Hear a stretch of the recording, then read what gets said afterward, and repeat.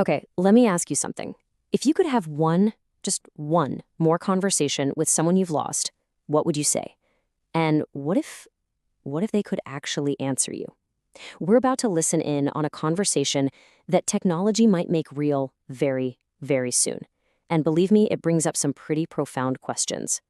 It starts like this, with a voice that, well, you thought was gone forever. Just a simple question, right? But it's filled with this impossible warmth. And the reaction, I mean, it's exactly what you'd imagine. Just this wave of shock, total disbelief, and this little flicker of hope that maybe, just maybe, this isn't a dream. Wow, that's a sentence that it crosses the biggest divide there is. And it offers this comfort that feels so real, but at the same time, completely impossible. And there it is. That's the question just hanging in the air, isn't it? The one we're all thinking. How? How is any of this even possible? Okay, so the answer, the conversation you just heard, it wasn't a memory, it wasn't a dream, it was a simulation, a conversation between a person and an AI that was trained to be a perfect echo of their mother, who passed away 5 years ago. This is the potential future we're diving into today. Now, I know what you're thinking. This sounds like something straight out of a sci-fi movie, but the building blocks for this, they're already here. So how in the world could you actually reconstruct a person's personality just from data? Well, it all starts with this trail of digital breadcrumbs that pretty much all of us leave behind every single day. It's your digital footprint. And seriously, just take a second and think about what that really means. It's every text you've ever sent, every email, every single social media post. Heck, even those late-night thoughts you've typed into a search engine. It's this massive, scattered archive of you. Your personality, your sense of humor, the unique way you phrase things. And in a way, your heart. So here's a look at how this whole thing could actually work. Step 1, you gather up that entire digital footprint we just mentioned. All of it. Then, step 2, you feed it all into a really powerful AI. Think of a large language model. Now, here's the crucial part. The AI doesn't just read the data, it learns the person behind it. It starts to pick up on the rhythm of their texts, the specific inside jokes they told, the way they always signed off their emails. And then, in the final step, the AI takes everything it's learned and it simulates them, creating completely new conversations in their unique voice. Okay, so that's the how. That's the tech side of it. But really, that's only half the story, isn't it? The much bigger question is, why? Why would anyone ever want to talk to a digital ghost? And the answer, of course, is something we can all understand. It comes down to one of the most powerful, universal human experiences there is, grief and loss. In this one line from the user, man, it just cuts right to the heart of it all. This isn't about data, it's not about algorithms. It's about that raw human ache for connection, for a simple comfort that you just can't get back.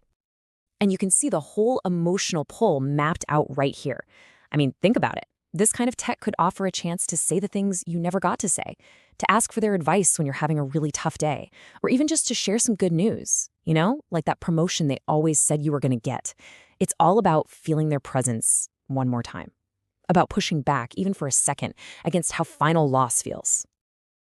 And this is a big but.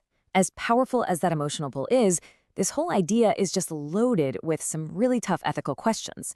I mean, just because we can do something like this, does that mean we should? And what are the hidden costs? What's the downside of keeping a conversation with a past alive?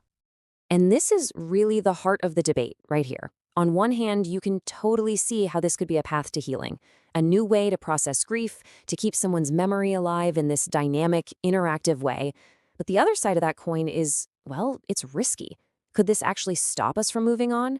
From going through the painful but totally necessary process of letting go? Could you get so attached that the line between a beautiful memory and a fake reality just disappears? So is it a tool for therapy? Could you see a future where this is a prescribed, guided way to help people navigate grief in a safe, controlled way? Or is it the exact opposite? Is it just a really dangerous emotional crutch? Could it become an addiction? Almost like a digital seance that just keeps you stuck in the past, unable to really live in the now.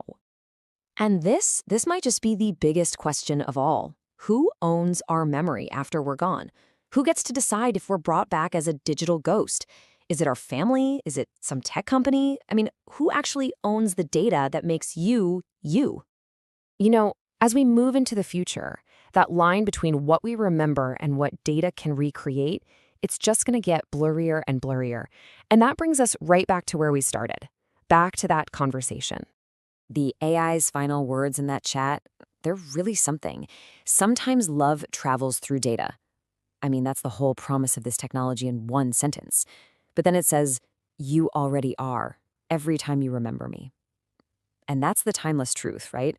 That's real human connection. The real question we're left with is, does the first part, the data part, actually make the second part stronger? Or does it just make it cheaper?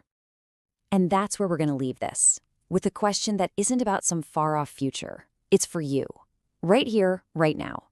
If this technology existed today, if there was a button you could press to have that one last conversation, would you do it?